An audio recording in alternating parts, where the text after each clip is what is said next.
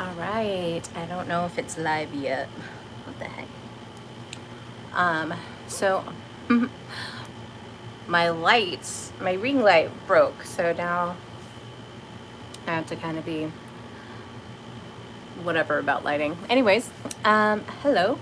Welcome to episode number 76 of the Celestic Intelligence Podcast. My name is Amelie, and today we're going to be talking about the hidden ache of um, belonging. So, first and foremost, all of my topics are relevant to current collective feelings, current personal feelings, current feelings of others that have been sharing things with me. And this is an interesting one, and it hits relatively close to home because the just the whole thing about belonging is an innate need that we have to bring meaning into our lives. So think of any groups that you want to be included in. Maybe it's your family, maybe it's friends, maybe it's school, maybe it's work. Whatever the situation, whatever that social situation is a social need. Mike's here. Hello, Mike. Is a social need that we need to feel good. So last year, I did a lot of research and a lot of case studies on some of these emotional topics of things that we need. And, when I think of belonging, what comes to mind is that monkey experiment where they had a monkey that was captive, and um, a they had created this what looked to be a monkey. It had eyes, and it had clothing, and it was warm, and it could nestle against it.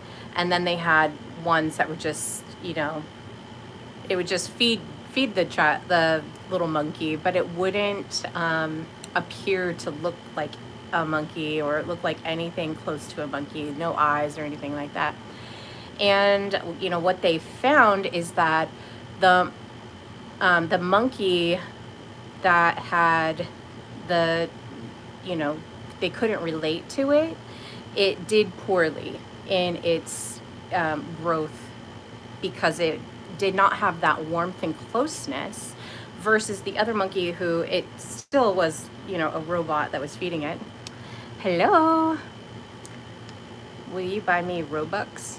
I don't know what Robux is. Hello, Morgan. Sorry, Slick50. I don't know what Robux is.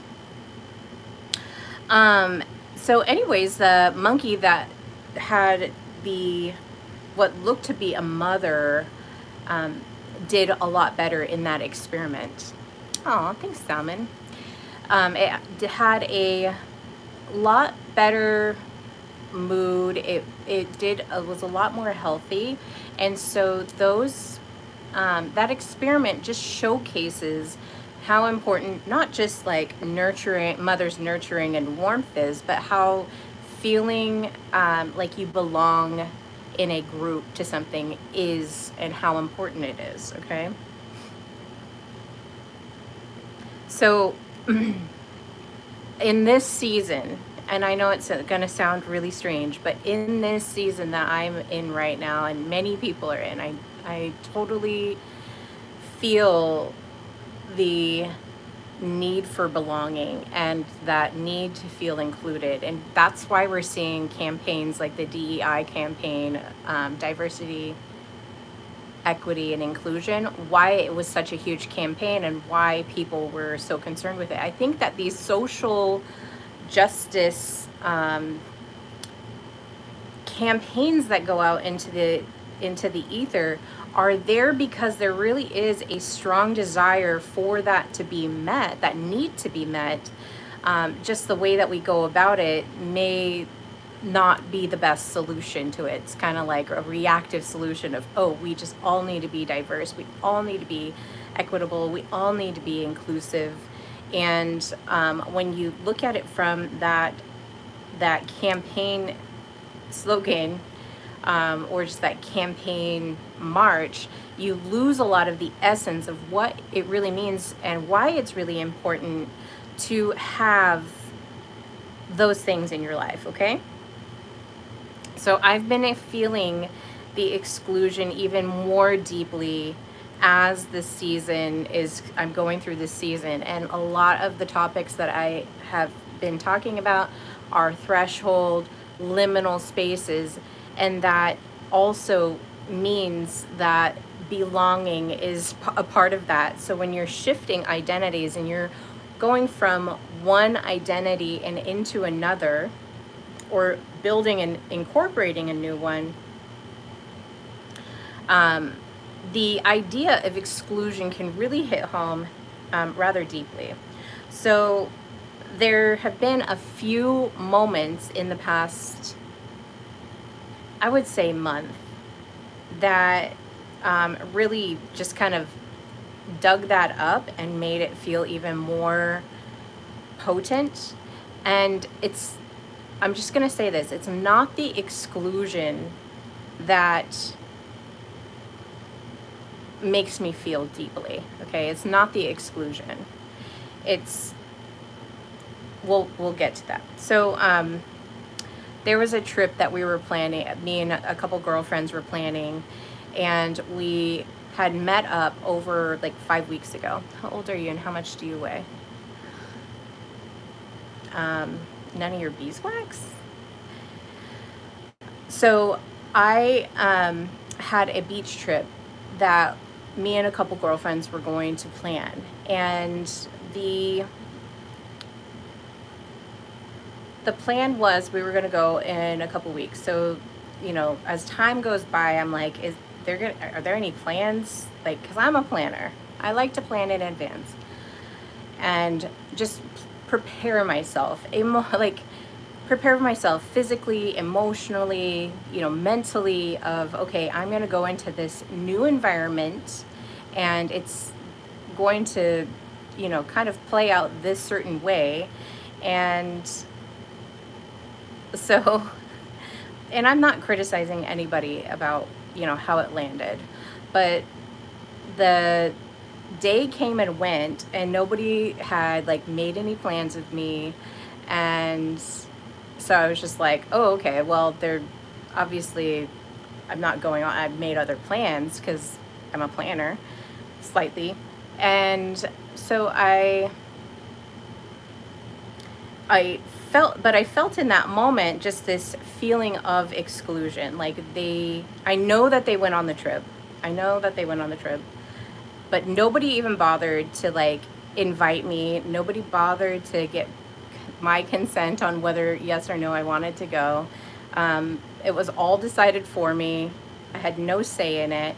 So the whole situation of exclusion just landed because my agency was taken from me, okay? This is why it's so important to give people the opportunity to say yes or no to things. But it really wasn't that. Like, I had planned other things and I had a great, wonderful time, and I spent time with my child, and so that was definitely something that I treasured and value a lot more. But what it did was it illuminated something a lot older in me. I don't have any beeswax. I have earwax. Okay, elite Buckeyes.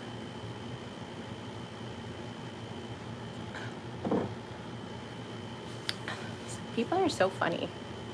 Just go in and, I don't know. I guess we've been trained to objectify women.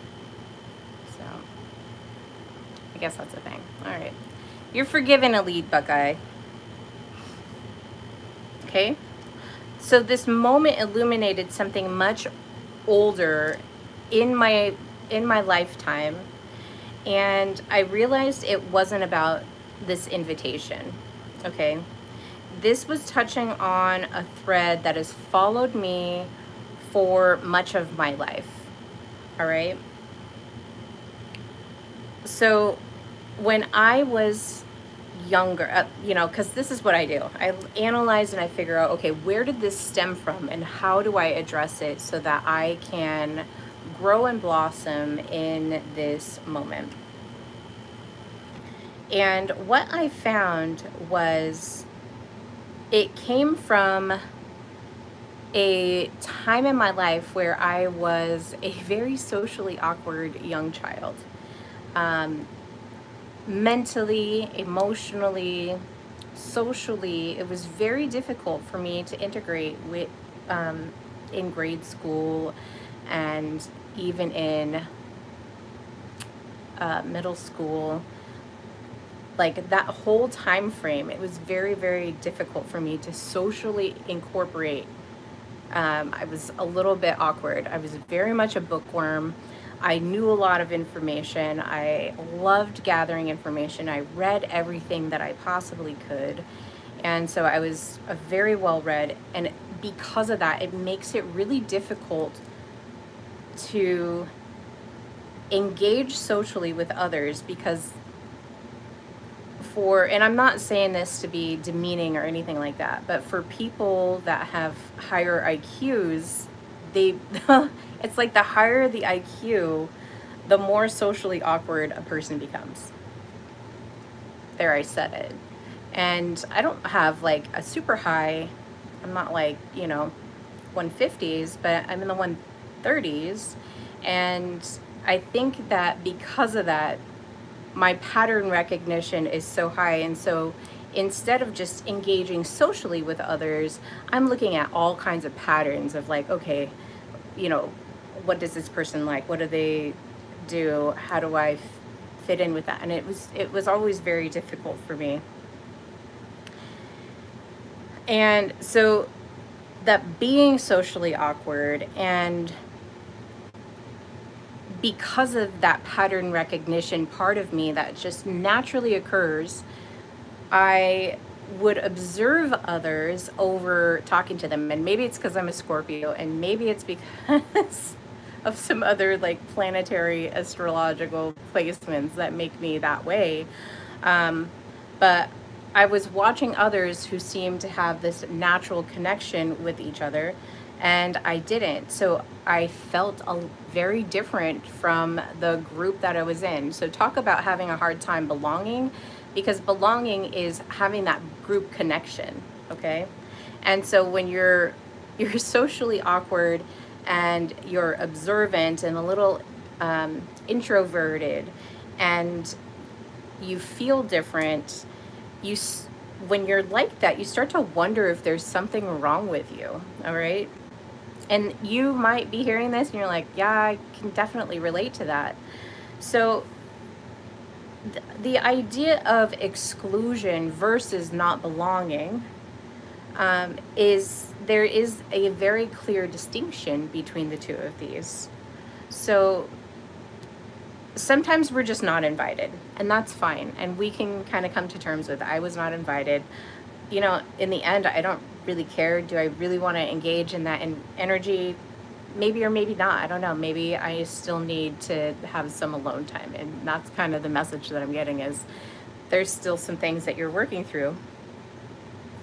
But that doesn't negate from the moments that when you're invited and you do go, that you still feel alone, okay? That you still don't feel engaged in the group. And then sometimes you belong in a room, but then you don't feel seen. And so there's a lot of things going on where it's not just exclusion. It's just a lot of us are in these liminal spaces of belonging to something. So a lot of people might relate to this story. If you grew up and in your teens you started drinking, and you drink heavily, and then all the people around you are also drinking, and then they're doing drugs, and then you guys are all belonging together because you have shared this one vice together, okay? And as soon as you shift from that group, so maybe you have a baby, maybe you stop drinking, maybe you move away, all of a sudden that belonging to that one group, all right, now you're kind of excluded from that. They're not inviting you to the parties anymore because you're not drinking, you have a baby, whatever the reason is for you changing. So what is going on in that situation? In that situation, you have had an identity shift. Okay, maybe you're becoming a parent, maybe you're becoming sober, maybe, you know, whatever the reason is for you to break away from that group. That it's not necessarily exclusion, right? This is just, you don't belong to that anymore because now you've grown into this different identity and now you're holding that identity. Mike's an introvert. Mike's relating. Okay.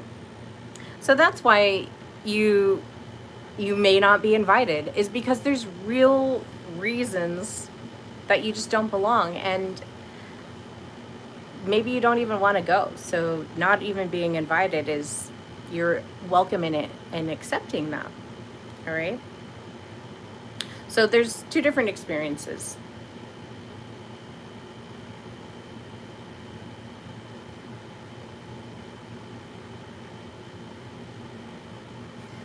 I'm like, did we just have an earthquake? All right, never mind. All is good. We're still streaming. It's fine. Just the earth shaking, no big deal. I don't know if it really was, but okay. So when you're in an identity shift, when you're engaging in the new identity, you're going to feel disconnected from the former groups that you were in. So maybe a few, let's say like 10 years have passed and you try to go back into that group and you just have like a reunion or whatever. And then you realize like, oh, I really don't have anything in common with these people except for maybe we grew up in the same town, you know, we went to the same school, whatever the reason is, that held you together as a group now isn't like such a strong bond for you to be even connected into that group anymore. Okay. So there's really nothing wrong with you. And, you know, for those who are socially awkward, there are people out there just like you. And so finding those and connecting with those groups is going to help you feel like you belong a little bit more. And so I encourage, if this is you and you're feeling alone, to like start reaching out to groups where maybe you have hobbies, maybe you're, maybe you collect, you know, 1990s memorabilia, maybe you collect, you know, whatever it is, purses, stamps, gold coins, I don't know, like whatever you're collecting, like reach out to people that share those passions and hobbies with you so that you do feel like you belong. And obviously, if you love diving into these odd, weird spaces that I'm always interested in, definitely leave a like and subscribe to the channel. It helps my algorithm, and it helps us to connect and have that natural good connection. And I'm thinking of different ways that I want to like connect with people. This is my year of connection, and I've actually found that this year of connection really is a little bit more an inner connection with myself versus like kind of being this external connection, which, I mean, that's what we're here driving, this meat suit that we're calling life. Like, this is what we're driving. This is the agency that I want to be present in, and it's really fun to find ways to become even more and more present. All right.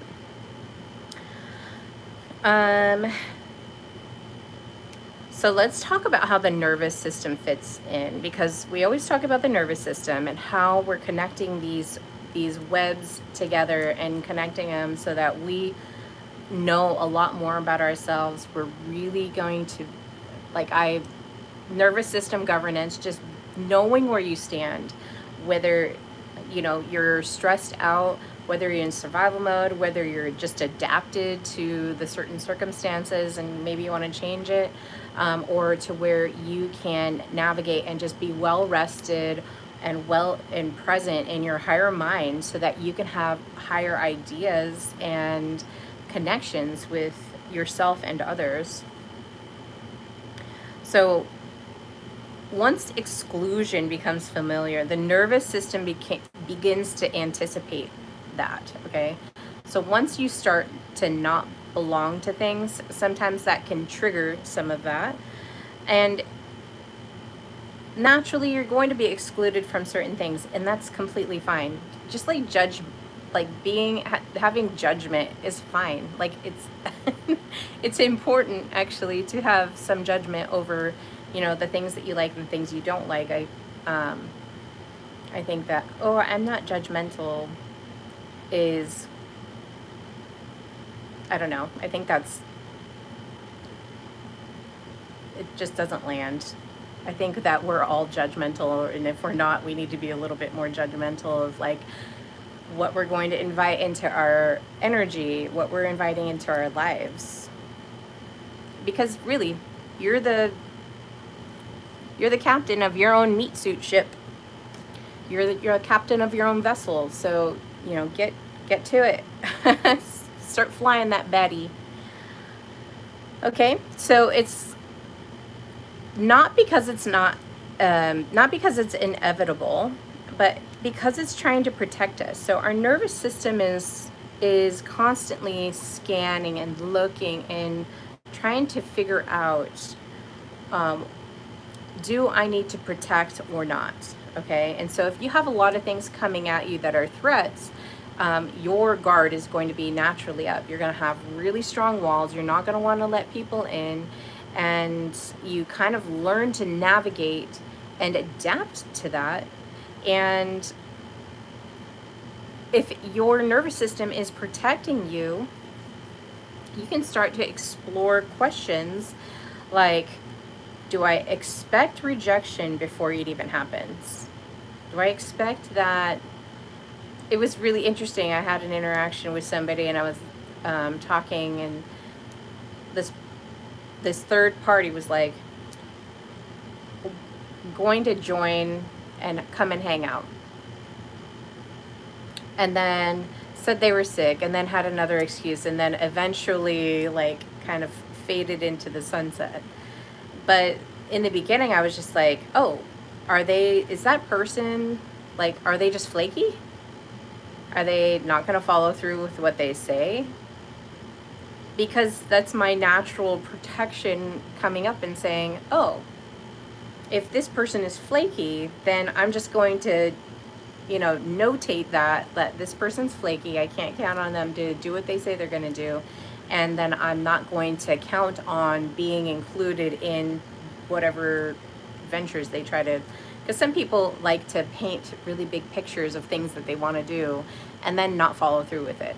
And it can be really frustrating for people that are like planners and like thinkers of, oh, okay, that you're going to do that. Okay, I'm going to start to adjust my life in order to bring that into action, right?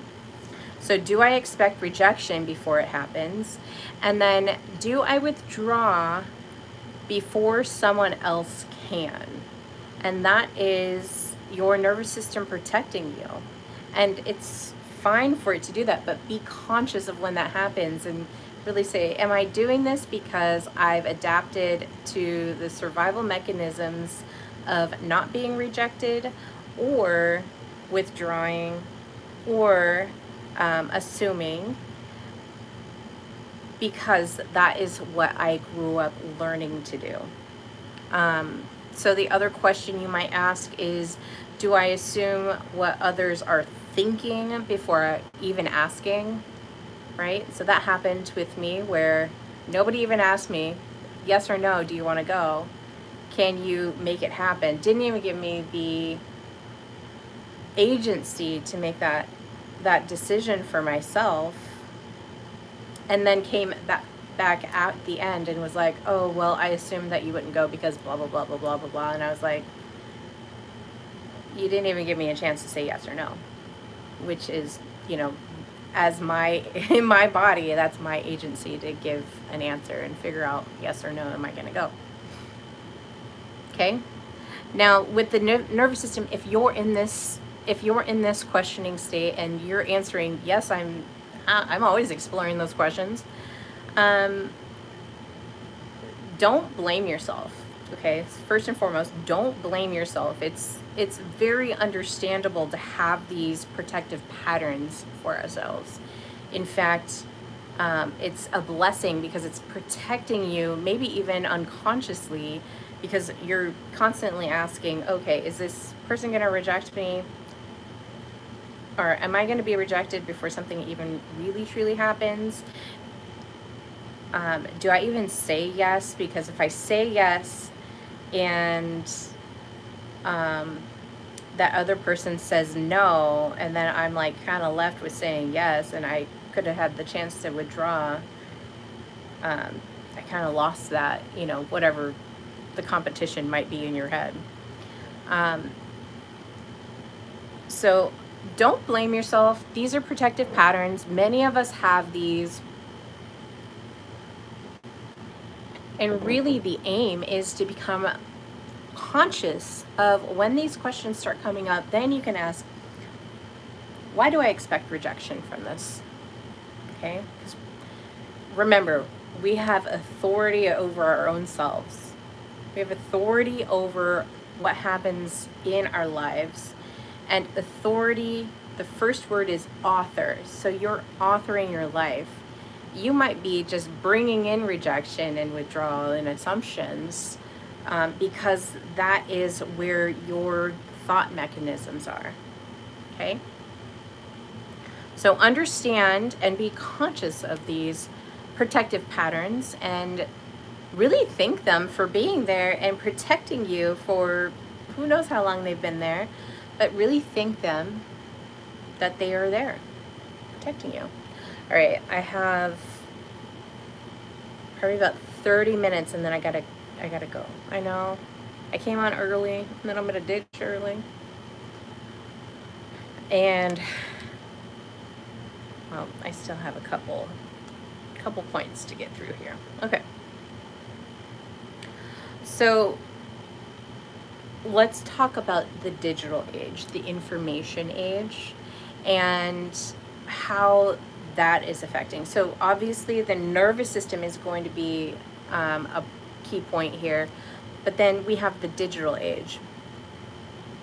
And the digital age is very interesting in the idea of belonging. So the digital age or the information age has this constant visibility into other people's gatherings, friendships, celebrations, milestones, lifestyles. Just think anything social media that is connecting you, okay? So you have this like interesting position where you can kind of like look into people's lives. So with that, nobody's really intending to harm another person because of their social media accounts. But even when nobody intends harm, it can amplify the comparison that you might experience from the feeling of being left out, or FOMO, FOMO, FOMO, fear of missing out, which is, what does it start with? A fear. So that feeling of feeling left out, like you're not engaging in the same way that other people on social media are,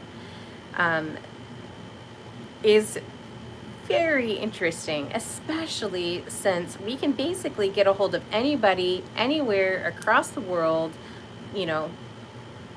not just in the United States, not just in your home state, not having to worry about paying, extra fees or prices for like making international calls. You can literally, I can go on Discord right now, call my friend in Scotland, and we can connect. And we do that fairly often, okay? It's amazing that we're even able to do that. So we have this amplification of not just comparison, but this ability to connect with others. So when I was a young child, I wasn't able to have this connection. Right now, my son is on Discord playing some drawing game with people from all over the world. It's amazing that we're even able to do that. With the information age and the media, the social media age, we've also experienced, and I talked about this last week in my podcast, we've also experienced a higher level of loneliness. Okay, a higher level of loneliness. So the question we start asking is, how do I even belong? All right, I don't connect with others. So we ask, has technology made loneliness louder? Okay, has it made it louder? Not because it's the only thing that's causing it, but because it changes how we witness what we're missing. So now we can see across the world all these people, traveling, getting married, having children, um, the children leaving the home. Millennials have a very interesting, they're either have young children or their children are like super gonna be run up pretty soon.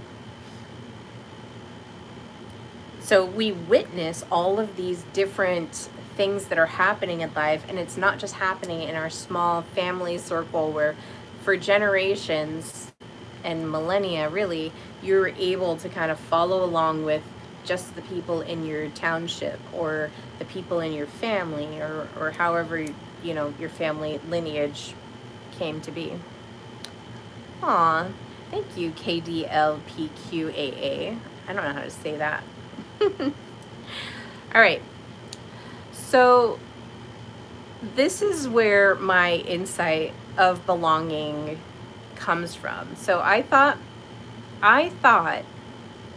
so every year for the last, I think 4 or 5 years, I've named each year something. And so last year was the year of refinement. This year is the year of connection. And last year year of refinement, I don't know if you're familiar with the refinement process, but that was a really tough year. Be careful what you ask. And it's really interesting. Usually in the middle of the year, I'm looking at, oh, I named it this year, and then I'm seeing like how that has played out in my life. Okay, so I thought this year would be the year of connecting with other people. I was like, I'm going to connect with other people. I have been I was basically housebound the last year. I mean, I did my things, but I was like, I'm going to get out and I'm going to do things. And I have been getting out and doing things. But instead of the year of connecting with other people, 2026 became the year of really a year of connection with myself. And some of the things that have come up is I started going to the gym. So I'm on week 7 of high intensity workouts. Okay. And at the same time that I did that, I started working in the garden. It's a deeper connection with myself physically. I've really looked at changing up how I do my finances, and it's really interesting being able to play with that. I've been, changing up the way my home is and changing the energy in it. I'm looking at, instead of just being aware of all the things that I'm doing in the physical realm, I've kind of turned from like discovery into stewardship of how am I receiving the things and using the things. So how are the things coming in and how am I using it? I'm really looking at the full cycle and looking at after it leaves me, how that's the stewardship of it. So let's say, you get $10. How are you spending that $10 is the stewardship of it, or just any energy. If somebody's coming to you and they're saying, hey, I need help with this, or I just need to witness, then you be that energy for them. Okay, looks like you like that roses. Oh, these are peonies, but I do love roses. I do love roses. I have this room spray. It's called Aphrodite, and it smells like roses. And yes, I do love roses. I was born in the city of roses, actually. And then finally, like the other thing that I'm observing in the year of connection with myself is just showing up for myself. So, you know, on the days that I don't want to get up and get out of bed and go to the gym because I'm waking up at 4:30 in the morning, um, I kind of hold that thought and I'm like, okay, why is that thought coming in? But we're still showing up for ourselves, you know.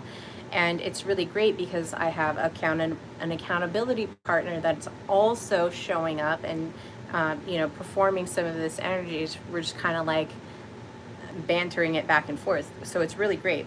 So the year of connection, where I thought I was going to be having these group, you know, a group witness with others, really became an internal witness to myself of how are you stewarding? How are you utilizing your energy? How are you showing up? How are you showing up for others? How are you showing up in work? How are you, you know, utilizing your finances? And how are you in your garden? I love gardening. It's one of my favorite hobbies. How are you doing in your garden? And you know, finally, just really becoming strong in my body, posture wise, figuring out what my fitness goals are, and you know, really tuning into that. So it's been really, really fun. I love all of those things. So I have about 20 minutes, okay? Lisbon vibes. There you go.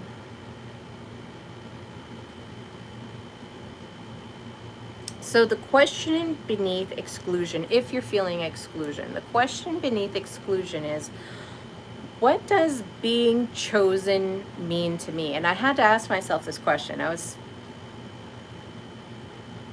I mean, I'll be honest, I was going through a moment where I was just feeling really sorry for myself. And I was really tearful, just crying, and just feeling really deeply and missing, you know, people in my life, missing the connections that I had with people in my life who are no longer here. So it really wasn't like them being gone though. What what I really looked at is like, I'm not really being excluded. People invite me to things. I go to things. You know, I have connections with people, but my connections just aren't with everybody. Like, I'm just kind of avant-garde, and I've always been that way, and you might very well be avant-garde too, just kind of cut from a different cloth, as they used to say. You know, you have a different cut of your jib. And so you start to, like, if you're feeling that way, you can start asking yourself, what does it being chosen mean to me? So remember, you need to be in your higher mind. So first you need to be rested and relaxed. So that's why I really look at, how am I nurturing myself? How am I showing myself love and care and being valued and important? I'll sleep and gonna subscribe. Thanks, Lisbon Vibes. Thanks for joining. Wait, are you from Lisbon?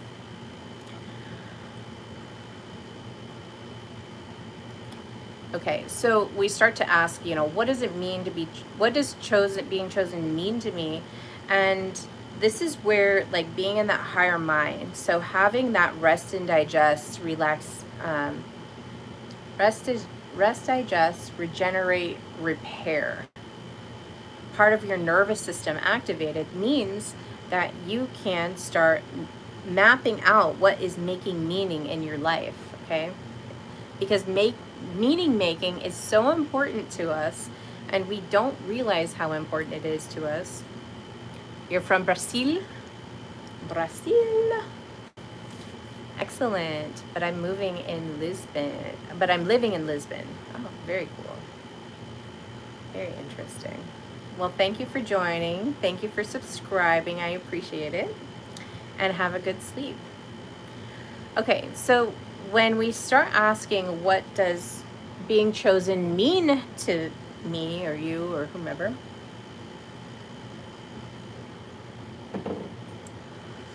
some of the things you can ask, does it mean being that I'm lovable? Does it mean that I'm enough? Does it mean I'm safe? Does it mean I'm valuable? Does it mean I'm seen? All of these things are different sources of longing. And belonging, or that longing, once you figure out what the longing is, then you can figure out where do you belong. But it really comes from being excluded. Like, exclusion feels very external, like you're trying to get some sort of external validation by being included, okay?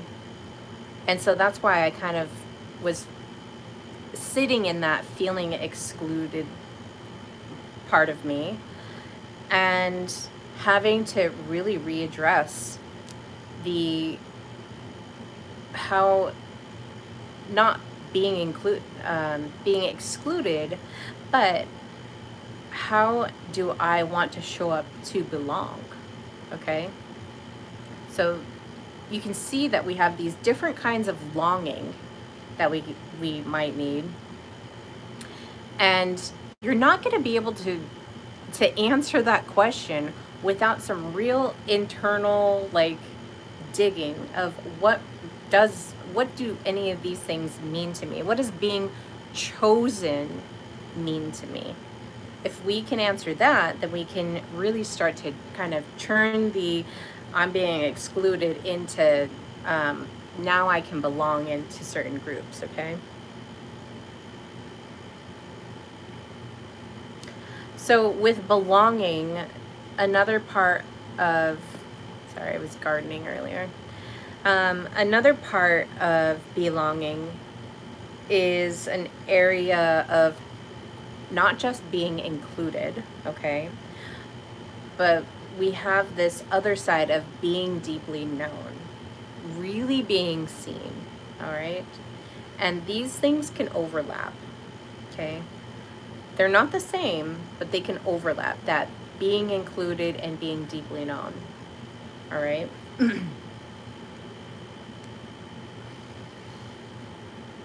Now, being a weird, socially awkward, avant-garde young child, I can see that, both of my children, but one in particular, also experiences that. And he had come over and we were chatting, and I was doing a tuning fork session on him, because it's been really helping him to, like, just become really energetically clear on some of the things that are going on. And so there was a moment where he told me that he couldn't talk about certain experiences that he was having with anyone else. It was only me that we could really have this deep conversation where he felt seen, felt heard, and understood, whereas most people would not understand. And so that's that's the connections that I'm talking about. So you'll know your person based on the things that you can talk about them. Some of the things that you have that are secretly hidden. I don't know if you guys know about the Johari window, but it's like just a window pane with one line and then one line, so it's like 4 quarters, and so it's like how people see you. So one is you can see yourself and others can see, and so that's one section of the window, and then others can see but you can't see, and then you can see but others can't see, and then things that you keep hidden to your, like, that are just in your deep down subconscious crevices of your own being, okay? So when you find people that kind of dig out of that last window of, they're able to hear the things and not shun you and allow you to be seen, and support you, that's where you start to feel like you're deeply seen and not just included, but deeply, deeply seen. Okay? And this isn't like this not is not intended for me to like elevate myself above anybody else, but I'm simply showing you that there's different kinds of belonging. And once we start to really deep dive into what belonging means to yourself, like doing this work that I'm talking about of figuring out what does belonging mean to me, then we can start to integrate that and become a little bit more comfort. Because I'm telling you, this is an innate need to have group belonging, okay? If we don't have that, we're going to start suffering. I think they said that exclusion or whatever thereabouts is worse than smoking cigarettes your whole life. I can find the stuff. I remember looking at it. It's like worse than, like, being alone and not feeling like you belong is worse than smoking cigarettes. And they did a study on it. It's worse for your health, I should say. Asterisk. So there's studies out there where this is important, and that's why it was a campaign for so long. Okay, so let's talk about integration, because I got about 9 minutes left, and so it should be enough time. I might be able to pop off a little early too. Okay, so with integration, we can take this insight and think maybe some of the deepest forms of connection isn't convincing everyone to choose us. Okay, maybe it's becoming someone who no longer abandons themselves, and this is huge, while waiting to be chosen. And one of my most popular, like most watched episodes was the one on self-abandonment, which is like the if you think of self-abandonment, it's like you don't love yourself enough to love yourself. And hi, Queen of Eagles, and happy birthday. It was Queen of Eagles' birthday a little while ago. Okay, so we want to become someone who just does not abandon ourselves because we're waiting on someone to choose us. And it's, I mean, I think it's pretty common. Like, we just have this really interesting, like, diversion of, you know, narcissistic traits and the egoist traits. And that self-abandonment really falls into this egoist trait of, you know, the story of Narcissus and Echo. So Narcissus was like staring at himself, just totally self-absorbed, and loved himself so much that he just could not look away from his reflection. And Echo is just kind of like in the background and doesn't even want to speak, but is just like so enthralled with the Narcissus character. But can't speak up for herself. Okay, it's a very sad story.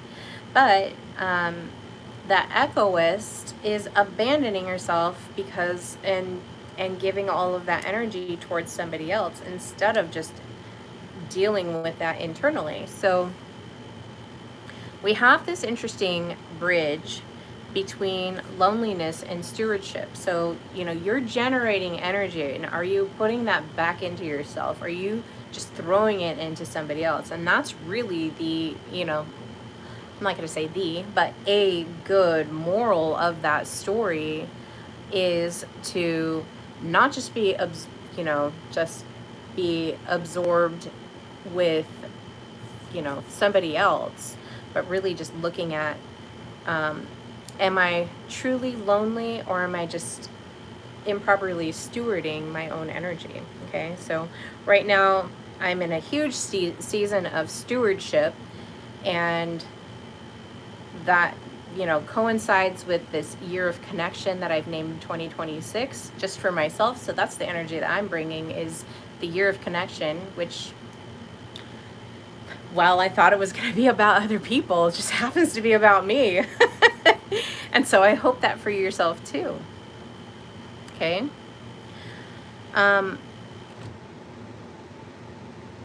So I want to just leave you guys with a question before I take off, because I have a dinner date with my girlfriend.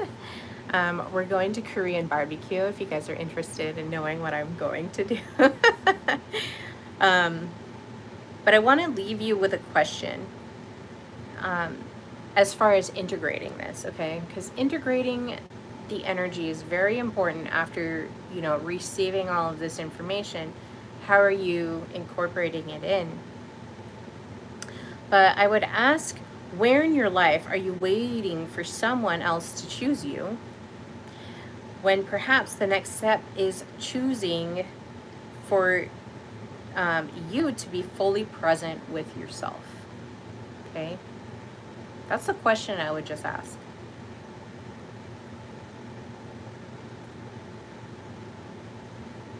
So, with belonging, I'm not taking away from the pain of exclusion. Yes, people are definitely excluded, and I'm not saying that that just does not happen, because it totally does.